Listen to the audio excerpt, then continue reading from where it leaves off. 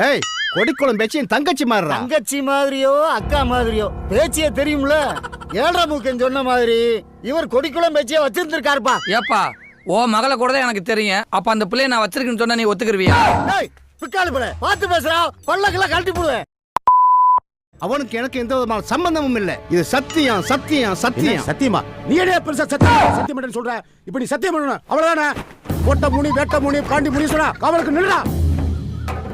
நீ உத்தமனா இருந்தா, உன் வாக்கு சுத்தமானதா இருந்தா, உன் முண்டாடி தவிர வேற எந்த பொம்பளை தொடர்னு சொல்லி இந்த துண்டை தாண்டி சத்தியம் பண்ணியா பாப்பான். சத்தியம் பண்ணியா பாப்பான்.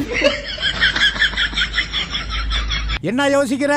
நீ மட்டும் இல்ல, இங்க இருக்கிற எந்த ஆம்பளையாலும் தாண்ட முடியாது. நானே தாண்ட முடியாது.